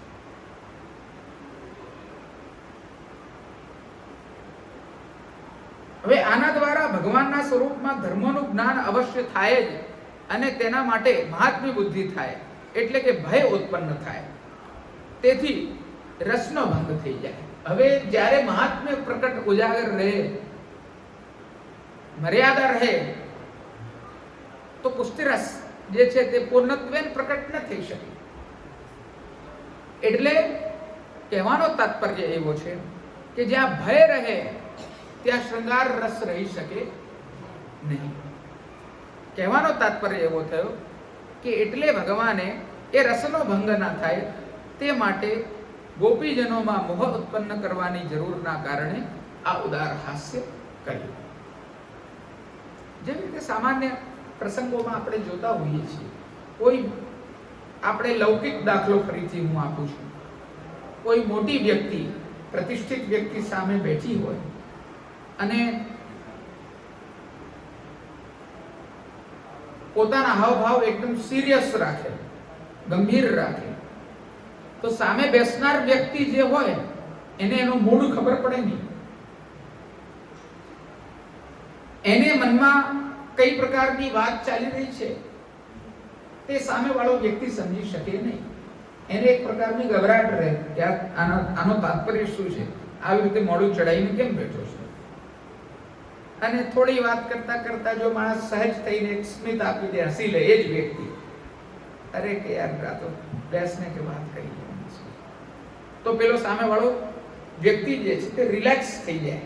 એક પ્રકારે એનો ભય નિવૃત્ત થતા એ સંશયથી, કોઈ પણ પ્રકારના ભયથી, ક્ષોભથી, સંશયથી નિવૃત્ત થઈ જાય છે. એ રીતે જ અહીંયા જે છે ભગવાનનું ઉદાર હાસ્ય જે છે તે બધી જ પ્રકારની બાધ્યતાઓને, ભગવત ક્રીડા માટેની બાધ્યતાઓને એ બધી દૂર કરી દે છે. એટલે આ ઉદાર હાસ્યની અહીંયા આવશ્યકતા છે. ઉદાર હાસ્ય શબ્દ ના વાપર્યો હોત તોય ચાલત એવું કોક વિચારી લે, તો આ મહાપ્રભુજીના શોધની જે છે દરેક વસ્તુનું અહીંયા કારણ બતાડવામાં આવી રહ્યું છે. હવે આગળ કહે છે હાસદ દ્વિજે ઇત્યાદિ શબ્દોમાં કે હાસ્ય વાળા જે દાંત જે છે એમની શોભા કેવી, કુંદ દીધી. કુંદના, કુંદ એટલે કે કલી, મોગરાની, મોગરા પારસ જેવું કુંદ આવે છે, સફેદ કલરનું પુષ્પ, નાની નાની સુંદર સુંદર એની કલીઓ હોય છે. એવા ભગવાનના હાસ્ય થવાના કારણે દાંત દેખાઈ રહ્યા છે, કુંદ જેવા. કુંદ કેવા હોય? અને એમાંથી જે કિરણો જે છે તે પ્રકટ થઈ રહી છે. દાંત બી એવા ચમકતા છે કે એમાંથી કિરણો પ્રકટ થઈ રહી છે.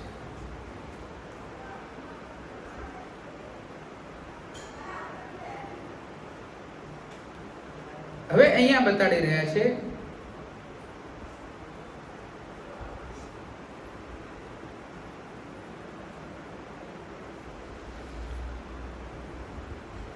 દાંતને કુંદ પુષ્પ તરીકે વર્ણન કરવામાં આવે છે ત્યારે ફલનો ભોગ કર્યા પછી તેમાંની શોભા જતી રહેશે એવી શંકાને દૂર કરવા માટે કીધું. દાંત રૂપી કુંડોમાં દીધીથી એટલે કે કિરણ શોભા આંતી રહેલી છે. આ કુંદ માત્ર એવા નથી કે જેવી રીતે સામાન્ય કુંદ ના કલીઓ કરમાઈ જાય, સમય જતા એની જે કાંતિ છે એ દૂર થઈ જાય. આ ભગવાનના મુખારવિંદમાં જે કુંદ રૂપ દંત છે એની શોભા તો એવી છે કે કિરણોથી ઝળમળાઈ રહી છે. અહીંયા એ કિરણો દ્વારા એનું અક્ષુણ્ણપણું અભિસૂચિત કરવામાં આવ્યું છે, વર્ણન એનું કરવામાં આવ્યું છે, એવું અહીંયા કહેવામાં આવી રહ્યું છે. પહેલા ગોપીજનોનો ભગવાનમાં રહેલો સ્નેહ કોઈ પણ પ્રકારની ઉપાધિ વિનાનો હતો, પણ ભગવાનને ગોપીજનોને સ્વરૂપાનંદનું દાન રસશાસ્ત્રમાં જણાવેલી રીતે આપવાનું છે. એટલે તેમણે રસશાસ્ત્રમાં વર્ણન કરેલા રસ જેવો જ કામની ઉપાધિ વાળો સ્નેહ ઉત્પન્ન કર્યો. એ દર્શાવવા માટે સ્નેહરૂપી દાંતને દ્વિજ કહેવામાં આવે છે. હવે અહીંયા જે ઉત્પન્ન કર્યો સ્નેહ યદ્યપી લૌકિક કામ નથી, છતાંય રસશાસ્ત્રમાં જે પ્રકારનું કામ બતાડેલો છે તે જ પ્રકારની ઉપાધિ રસશાસ્ત્રમાં વર્ણન કરેલા જેવો રસ જે છે તેવો અહીંયા ઉત્પન્ન સ્નેહ કર્યો છે. અને રસશાસ્ત્રમાં જે પ્રકારના વર્ણન છે તે જ પ્રકારને અહીંયા આ પ્રમેય રૂપ ભગવાન રસશાસ્ત્રને પ્રમાણિત કરશે. શાસ્ત્ર ભગવાનથી પ્રમાણિત થાય છે, શાસ્ત્ર ભગવાનને પ્રમાણિત નથી કરતા. સમજાય છે વૈષ્ણવો? જેવી રીતે ભગવાનનું મહાત્મ્ય છે તો શાસ્ત્ર પ્રકટ કરે છે. ભગવાનનું મહાત્મ્ય ના હોય તો શાસ્ત્ર પ્રકટ કરી શકે? પ્રમેય છે તો પ્રમાણ સિદ્ધ થાય, પ્રમાણ હોય તો પ્રમેય સિદ્ધ થાય. એ તો સામાન્ય જે મૂર્ખ લોકો છે આપણા તમારા અમારા જેવા, એ લોકોને પ્રમાણની જરૂર પડે પ્રમેયને સિદ્ધ કરવા માટે. પ્રમેય જે છે તે તો સ્વતઃ સિદ્ધ છે. એ વસ્તુનું અહીંયા સૂચન સૂક્ષ્મ લેખમાં મહાપ્રભુ ગુસાઈજીનું એક સ્વતંત્ર લેખ છે એ બતાડી ગયો.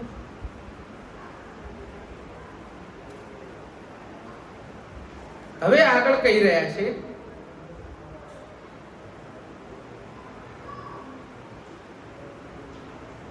કે આવી દંતરૂપી કુંદ પુષ્પોમાં જે કિરણ રહેલી છે તે કુંદ જે છે તે આ સ્નેહ ઉત્પન્ન કરવા માટે પ્રકટ કરી છે, દાંતોની પંક્તિ. પણ અહીંયા આગળ કહી રહ્યા છે કે જો કે ભગવાને ગોપીજનોના આગ્રહથી જ અને જગતમાં રહેલા કામ દોષનો નાશ કરવા માટે જ અહીં રમણ કર્યું છે. નહીં કે પોતાની ઈચ્છાથી, છતાં પણ ભગવાન રમણમાં બધા મનોરથો પૂર્ણ થઈ ગયા છે એવા પુરુષની માફક ઉદાસીન રહ્યા નથી, પણ લૌકિક નાયકની માફક તેમણે પણ રસપૂર્વક રમણ કર્યું. આ બાબત સુખદેવજી ચંદ્રનો દૃષ્ટાંત આપીને સમજાવે છે કે જેવી રીતે એણાંક ચંદ્ર તારાઓની સાથે શોભે છે તેવી રીતે ભગવાન પણ ગોપીજનોની સાથે શોભવા લાગ્યા. ચંદ્રમા જેવી રીતે નક્ષત્રોથી સુશોભિત રહે છે, તારલાઓથી સુશોભિત રહે છે, તેવી રીતે જ અહીંયા ભગવાન પણ જે છે તે બધા જ ગોપીજનોથી આવેશિત, બધા જ યુથોથી અનેક રાસ મંડળ રચના રચી ખેલે શ્રી નંદકુમાર. તે ભાવના અહીંયા શ્યામા શતદલ નયન સુંદરી જૂથ તણો નહીં પાર, અનેક રાસ મંડળ રચના રચી ખેલે શ્રી નંદકુમાર.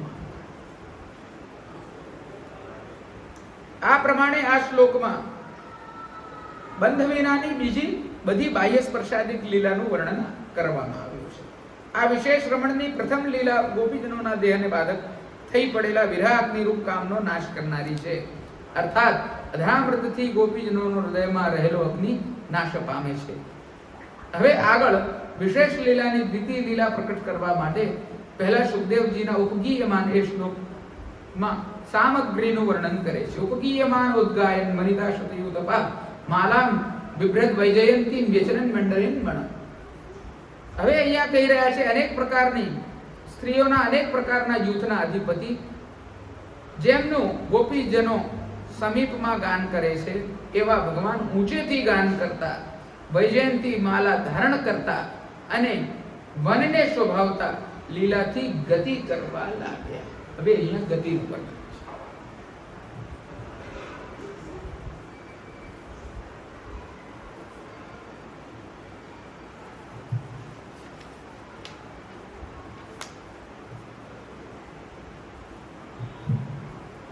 આ ગોપીજનો ભગવાનની પાસે રહીને તેમનું ગાન કરતા હતા.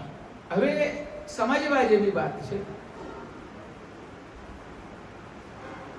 અહીંયા બ્રજ ભક્તો જે ભગવાનની સન્મુખ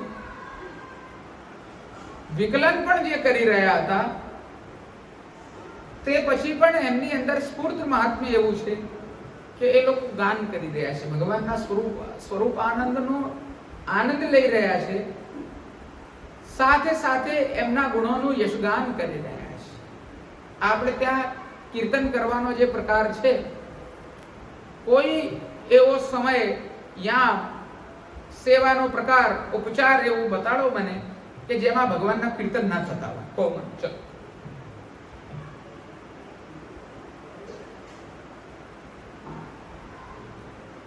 ભગવાનને જગાડવાની તૈયારી થાય છે તો કીર્તન થાય છે, જાગે છે તો કીર્તન થાય છે. સિંહાસન પર પધરાઈને કલેવાનો ભોગ કરો છો તમે સવારે મંગલ ભોગ તો ગાન થાય છે. જમનાજીના જારીજી પધારે છે તો કીર્તનનું ગાન થાય છે. મંગલ ભોગ સરે છે, મંગલાના દર્શન ખુલવાની તૈયારી છે, મંગલ મંગલમ કીર્તન થાય છે. મંગલાના દર્શન ખુલી ગયા તો જે સીઝન ચાલતી હોય તેના કીર્તન થાય છે. સ્નાન અભ્યંગાદિકનો ક્રમ હોય ત્યારે સ્નાન અભ્યંગાદિકના કીર્તન ગવાય છે. શૃંગાર ઓસરાના કીર્તન ગવાય છે. જે સિઝનના ચાલતા હોય એના પદ ગવાય છે. શૃંગાર દર્શનના પદ ગવાય છે. શૃંગાર દર્શન પછી ઠાકોરજી ગોપી વલ્લભ ભોગ રોકવા માટે પધારે તે પછી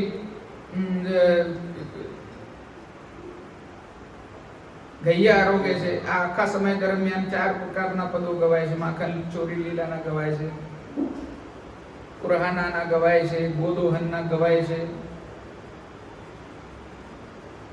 દધિમંથનના ગવાય છે, વાલ આરોગે ત્યારે ગૈયાના ગવાય છે. આ દર્શન નથી ખુલતા આ બધી વસ્તુઓના, પણ ભગવન લીલાનું યશગાન કરવું, કીર્તન કરવું તે નિરંતર ચાલુ રહે છે.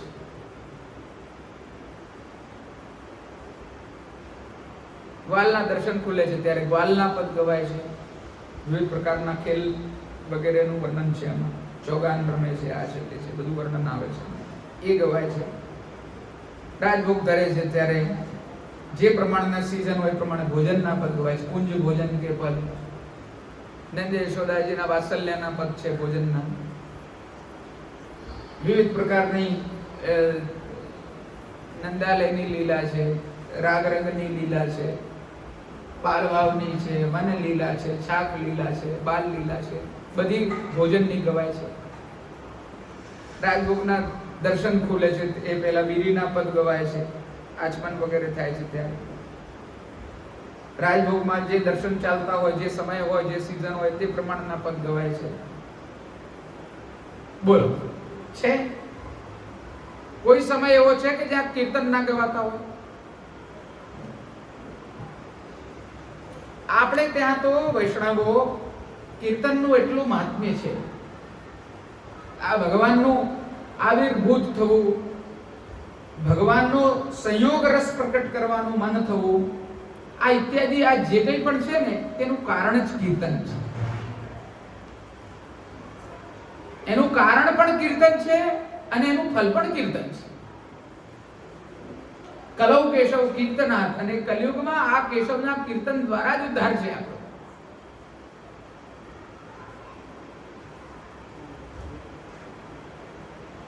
દરેક ચર્યા માટે, દરેક ક્રીડા માટે, દરેક ગુણગાન માટે, દરેક સાધન માટે અને દરેક ફલ માટે કીર્તન. આ પુષ્ટિ માર્ગની અંદર રહેલી વિશેષતા છે. હું નથી માનતો આટલો અદ્ભુત માર્ગ મહાપ્રભુજી સિવાય બીજું કોઈ પ્રકટ કરી શકે.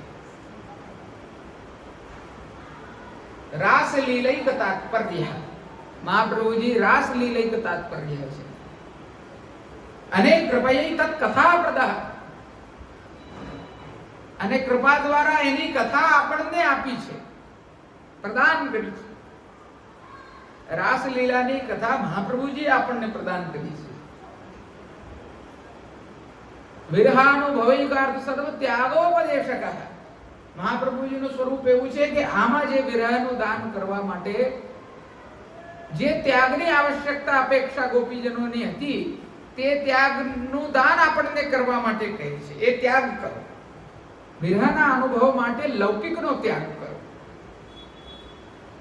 અલૌકિકત્વ સિદ્ધ કરવા માટે, ભગવાનને હૃદયમાં સાધ્ય બનાવવા માટે લૌકિક વસ્તુઓ, લૌકિક કામનાઓ તમે જે સાધેલી છે તેનો ત્યાગ કરો. સર્વ ત્યાગ કરો. આ બધું ત્યાગ કરીને અહીંયા ભગવાન પાસે પહોંચેલા છે.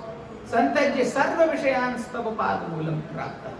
બધા જ જે કોઈ પણ વિષયો છે બધાને ત્યાગ કરીને અહીંયા આવેલા છે. તો વિરહાનુભવૈકાર્થ સર્વ ત્યાગોપદેશક, એવા મહાપ્રભુજી પણ એવા જ છે. આપણને આ જ સિદ્ધાંત બતાડી રહ્યા છે કે વિરહના અનુભવ માટે સર્વનો ત્યાગ કરવો છે. ત્યારે આ ફલ આપણે પ્રાપ્ત કરી શકીએ છીએ. આ ગુણગાનનું મહત્વ છે.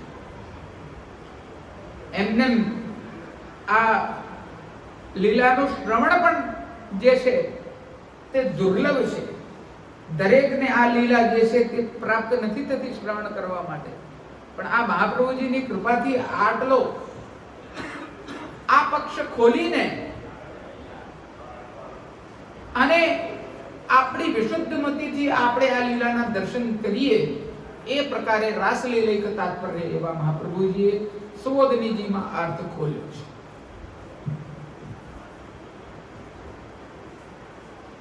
હવે આગળ કહી રહ્યા છે,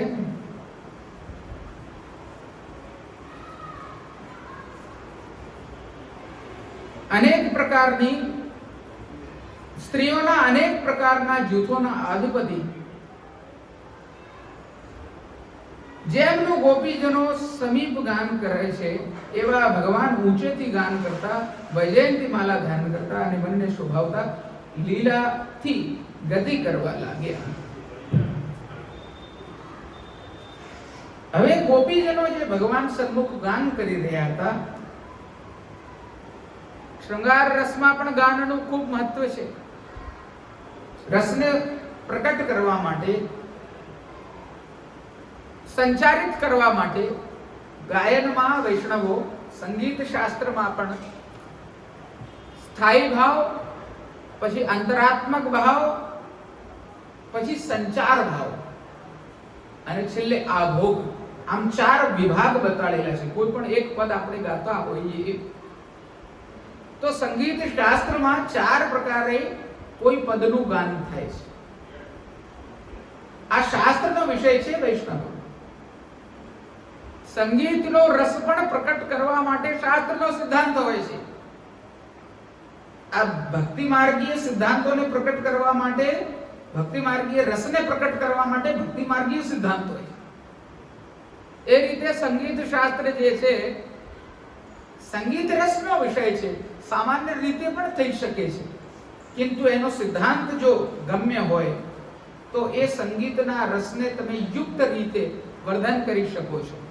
એટલે અહીંયા 4 પ્રકારના જેવી રીતે ભાવ હોય છે: સ્થાયી ભાવ, અંતરાત્મક ભાવ, સંચારાત્મક ભાવ અને આભોગ. સ્થાયીનો અર્થ છે કે સ્થિર રહેવું. જેવી રીતે તમે ગાઓ છો દ્રઢ ઇન ચંદન કેરો, તો એ લીટી જે છે તે સ્થિર છે. એ દર જગ્યાએ પાછી એની જ ટુકાઈને ઊભી રહે છે ને.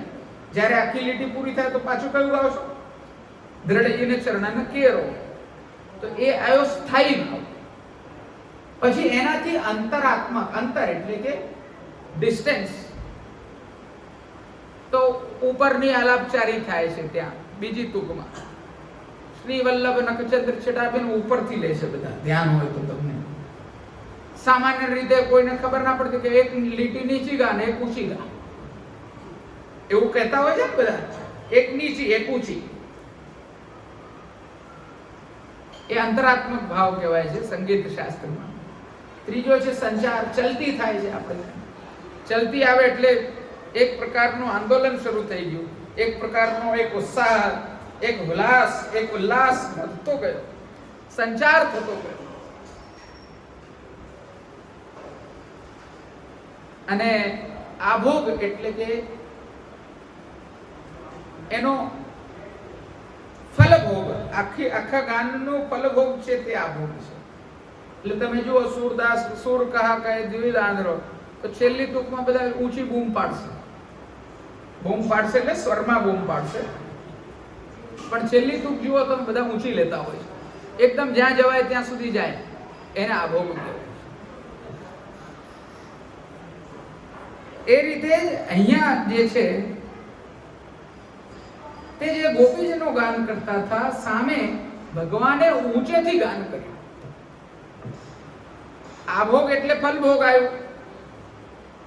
અહીંયા એ સંચાર ભાવ પરાકાષ્ઠા પર આવ્યું તો આભોગની પરિસ્થિતિ ઉત્પન્ન થઈ. અને આભોગ ભોગની પરિસ્થિતિ, ફલદાન કરવાનું કાર્ય ભક્તોનું નથી હોતું, એ ભગવાનનું હોય છે. એટલે અહીંયા પણ જે છે તે ગાન ગોપીજનોએ કર્યું શરૂઆત, અને આભોગ ઊંચેથી ગાન કરવું એ ભગવાને કર્યું. શું કીધું? ઉપગીયમાન ઉદ્ગાયન. અને વૈજયંતી માલા એમણે ધારણ કરેલી છે, એવા ભગવાને ઊંચેથી ગાન કર્યું.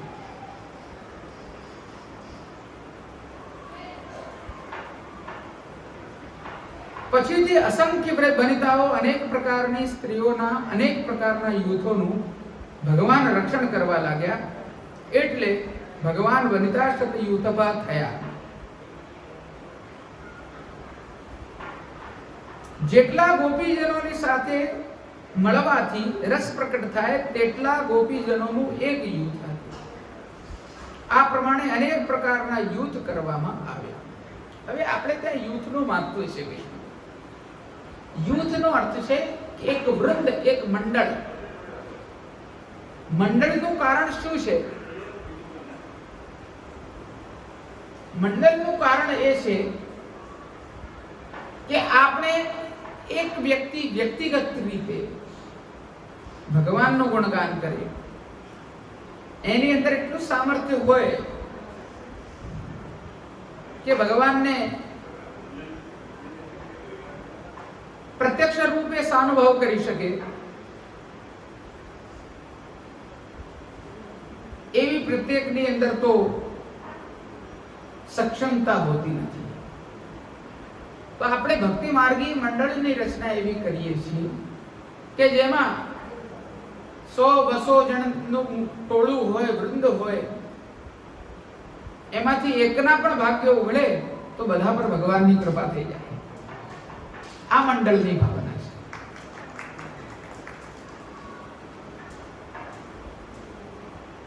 કોક એવો તાદૃશી હોય કે જેની જોડે ભગવાનનો સાક્ષાત્કાર હોય, એક પર કૃપા થાય તો બધા પર. એટલે યુથનું મહત્વ જે છે તે અહીંયા ઘણું છે. અને એવા અનેકો યુથ ભગવાને ત્યાં બિરાજમાન હતા. એમના રક્ષણ કરતા ભરથાર એમનું વર્ણન કર્યું. કહેવાનું તાત્પર્ય એવું, રક્ષા કરનાર એટલે કે જે વર્ણન કરનાર છે, જે દરેક તાપોથી, દરેક દુઃખોથી ત્રાણનાર છે. વનિતાશ્રત યુથપઃ, સેંકડો યુથોના વનિતાઓના યુથોના ભગવાન જે છે તે દુઃખ દૂર કરનાર થયા. એમણે શું કર્યું? વ્યચરણ, વિચરણ કરવા લાગ્યા.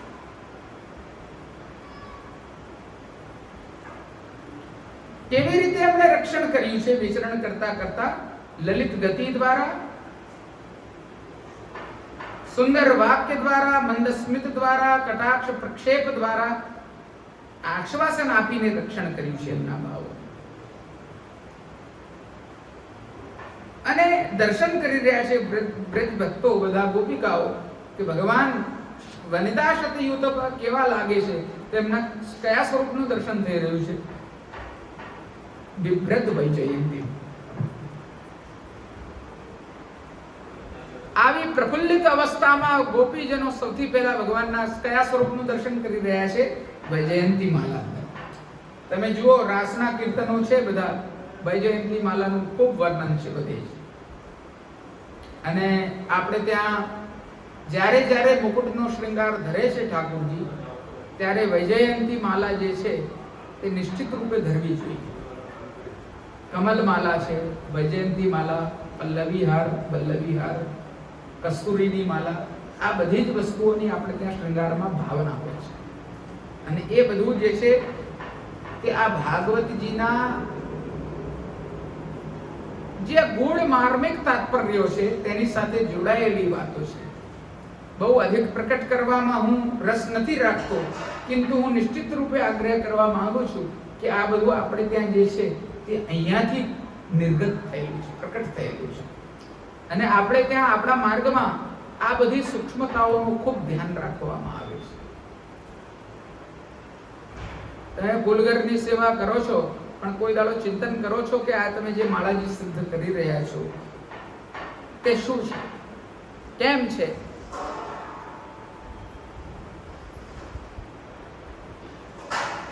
આપણે લૌકિક પ્રપંચની વિસ્મૃતિ નથી કરતા તો ભગવદ આસક્તિ કેવી રીતે થશે? આ એનો વિષય છે.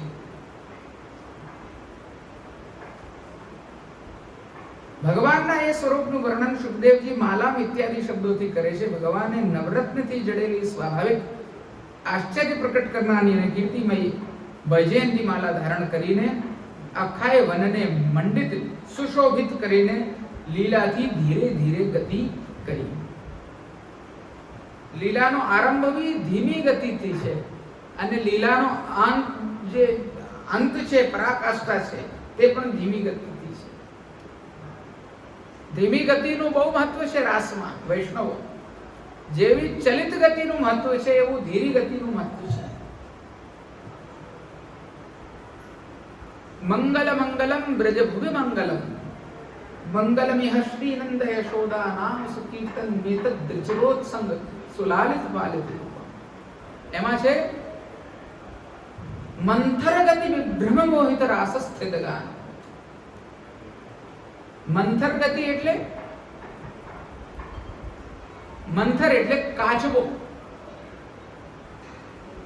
કાચબાની ગતિથી રાસ ચાલી રહ્યો છે. મંથર ગતિ વિભ્રમ મોહિત, અને એના વિભ્રમથી મોહિત થઈને રાસમાં ગાન થઈ ગયું છે.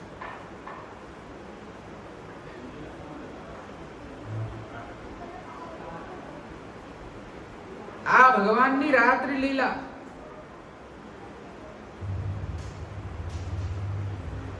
એનું મંગલ મંગલમ, મંગલમાં એનો નિશ્ચિત રૂપેણ શું સ્વરૂપ છે તે આ મંથર ગતિ વિભ્રમોની રાસ સ્થિતિ. ગોવર્ધન ગિરી સગન કંદરા રેન નિવાસ કિયો કિયો. આ બધા પદોમાં આપ જોઈ શકો છો. એવી વિશિષ્ટ લીલા આ ગતિથી બતાવેલી છે. એટલે ભગવાનની ગતિ જે છે તેનું મહત્વ કેવી ગોસાઈજીએ પ્રકટ કર્યું છે. મંથર ગતિ વિભ્રમ મોહિત રાસ સ્થિત ગાન, આ ગતિનું જ સ્વરૂપ છે. હવે આને મંગલાની આરંભની ગતિ સમજો કે શયનની અંતની ગતિ સમજો. તે ચિંતનીય વિષય છે. શાસ્ત્રીય રીતે રસશાસ્ત્રના દૃષ્ટિકોણથી ભક્તિ માર્ગીય પ્રકારથી આપણે ત્યાં કહીએ છીએ ને, આપણે ત્યાં સાધન જ ફલ છે, ફલ જ સાધન છે, નથી કહેતા? શિક્ષાપત્રમાં પણ તમે ઘણી જગ્યાએ વાંચો છો. આપણા માર્ગી સિદ્ધાંતોમાં પણ આપણે એ જ વસ્તુ કહીએ છીએ કે આપણે ત્યાં કોઈ સાધન વસ્તુ નામની વસ્તુ છે જ નહીં. સાધન और नहीं આ કલી में जासो होते नहीं.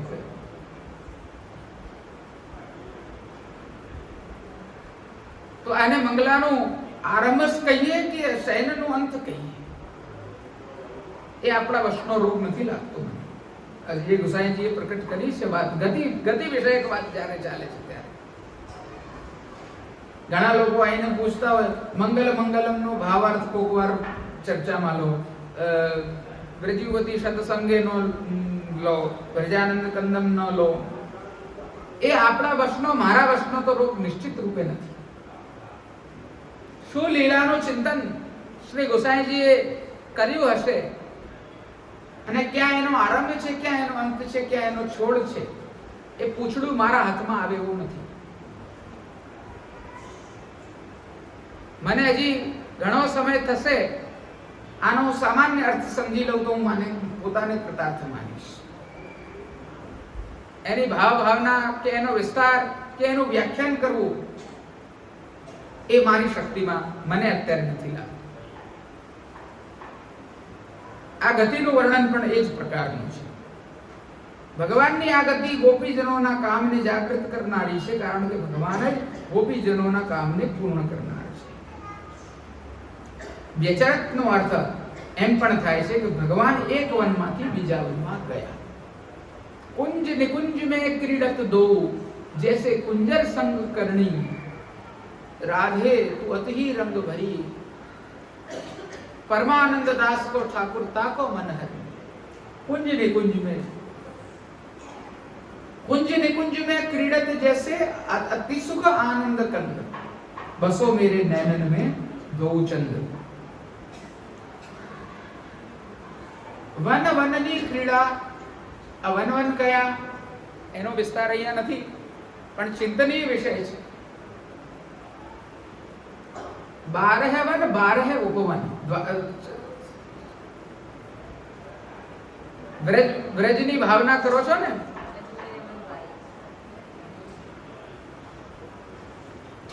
આ બધું ચિંતન એમાં કરવાનું હોય છે. મધવન, તાલવન, કમોદવન, બૌલાવન, આ બધા વન જે છે ત્યાં વનવનની ક્રીડા છે. વનવનની ક્રીડામાં સૌભાગ્યવત પણ છે, વનવનની ક્રીડામાં તિરોધાન પણ છે, વનવનની ક્રીડામાં પાછો આવિર્ભાવ પણ છે. એટલે આપણે ત્યાં કહે છે જ્યાં નિત્ય રાસ બહુ પેરે, મધ્ય નાયક નર્તિત ઘેરે. નિત્ય રાસ છે, પ્રત્યેક લીલા ભગવાનની રાસ છે. વ્રજયુવતી સત્સંગેના તમે દર્શન કરો, હોરી ખેલનો માત્ર ભાવ છે, પ્રકટ લીલા રાસની છે. ગૌચરણના પદ જુઓ તમે, મોર મુકુટ ગુંજા પિયરો પટ, लटकत चलत जुवती सुखदानी, संध्या समय सखा मंडल में शोभित तन गोरज लपटानी. ષષ્ઠાખ્યાનનું આ બધું વર્ણન છે આવનીનું, ગૌચારણનું. લોચન ભૃંગ પીએ ઘણું તે, પ્રકટ મુખ મકરંદ, કમલ પત્ર શી આંખડી તે, જોઈ જોઈ ટાળે ઉદ્વંદ. આ બધી જ જે ભાવના છે વલ્લભાખ્યાનની, એ આ લીલા સાથે જોડાયેલી છે. આના ઉપર શું ચર્ચા કરીએ? આ ગતિ પર શું ચર્ચા કરીએ? અધિકારી પાકે એ વાણી નહીં કોને વચ્ચા. આ પ્રમાણે જ્યારે ગોપીજનોનો કામ જાગૃત થયો ત્યારે તેમની સાથે ભગવાને રસશાસ્ત્રના બંધ વગેરેથી રમણ કર્યું. તેનું સુખદેવજી નદ્યાહ એ શ્લોકથી કહે છે. નદ્યાહ પુલિનમાવિશ્ય ગોપીભીર હિમવાલુકમ રેમે તત્તરલાનંદી કુમુદા મોદવાયુ. હવે આ વર્ણન જે છે તે જાતસ્મર કેવી રીતે ગોપીજનોને બનાયા તેનું વર્ણન કરવામાં આવી રહ્યું છે. એ હવે આપણે કેટલા વાગે અત્યારે? બસ આજે આટલું રાખીએ. અજાતસ્મર કેલી એવા ગોપીજનોને જાતસ્મર કેલી સ્વરૂપે કેવી રીતે સ્વરૂપાનંદનું દાન કર્યું છે એ વિષય આપણે આગળ લઈશું. આ સંપૂર્ણત્વેનો વિષય એવો છે વૈષ્ણવો કે આ લીલા પૂર્ણત્વેન શુદ્ધ રૂપેણ અવિકૃત છે, શુદ્ધ છે, નિર્મલ છે અને એનું યુક્ત પ્રકારથી ચિંતન કરવાથી હૃદયમાં રહેલ જે કામરૂપ દોષ છે તેને દજાઈ બાળે તેવી અદ્ભુત લીલા છે. પ્રત્યેક ઠેકાણે ભગવાનનું ભગવાનપણું દેખાય છે, જે લૌકિક કામુક પુરુષ કરી શકે નહીં તે પ્રકારની આ ચેષ્ટાઓ છે ભગવાનની. અને એનું જ મંડન પ્રત્યેક ઠેકાણે સુબોધનીજીમાં મહાપ્રભુજી કરી રહ્યા છે. આપણે લોકો ભગવાનની લીલાના નામે વિવિધ પ્રકારની અયુક્ત ચેષ્ટાઓનો વિચાર કરીએ છીએ, વિકૃત ભાવોનો વિચાર કરીએ છીએ. તે બધા જ સંશયોની નિવૃત્તિ માટે આ રાસ પંચાધ્યાયનું શ્રવણ કરવું, આ રાસ પંચાધ્યાયને હૃદયમાં ઉતારવું એ ખૂબ આવશ્યક છે. મહાપ્રભુજી આપણને શું આજ્ઞા કરીને ગયા છે, કયા ભક્તિ માર્ગીય રસને પ્રગટ કરીને ગયા છે આપણા માટે, એ બાબતનું રસિકત્વ આપણે સિદ્ધ કરવું જોઈએ. રસિકાહ કામ વર્જિતાહ એનો સ્પષ્ટ સિદ્ધાંત અહીંયા મહાપ્રભુજી સુબોધનીજીના આધારે આપણને બતાડી રહ્યા છે. આ રસના રસિક બનવો છે. લૌકિક વિકૃત ભાવોનો ત્યાગ કરીને બધે જ આપણા ચશ્માની દૃષ્ટિથી, કાળા ચશ્માની દૃષ્ટિથી બધું જોવું તે આપણા માટે, આપણા સંપ્રદાય માટે, આપણા ભગવત્કૃત જે ચરિત્રો છે તેના યશ વિસ્તાર માટે એ વસ્તુઓ ઉચિત નથી બનતી. શુદ્ધ રૂપેણ જે પ્રકારથી સુખદેવજી કહી રહ્યા છે તે જ પ્રકાર મહાપ્રભુજી વિસ્તારમાં સુબોધનીજીમાં બતાડી રહ્યા છે. તે જ પ્રકારનું ચિંતન, મનન, સ્મરણ અને એકબીજા સાથે અવગાહન કરવું જોઈએ એવો મારો અહીંયા સ્પષ્ટ મત છે. આપણે ભગવાનની આજ રાસલીલા પર ચિંતન કાલે ફરી કરીશું. 2 દાડા આનો આનંદ લઈશું અને આ શુદ્ધ રૂપેણ રસરસિકત્વને સિદ્ધ કરીશું એટલું હું કહેવા માંગુ છું. આજે ચૈત્રી પૂર્ણિમા છે. ચૈત્રી પૂર્ણિમાના દાડે આપણે ત્યાં રાસનો મનોરથ થાય છે અને એની ભાવના એવી પ્રકારની છે કે શરદ પૂર્ણિમાના દિવસે મહારાસનો આરંભ છે. 6 મહિનાની રાત્રિ.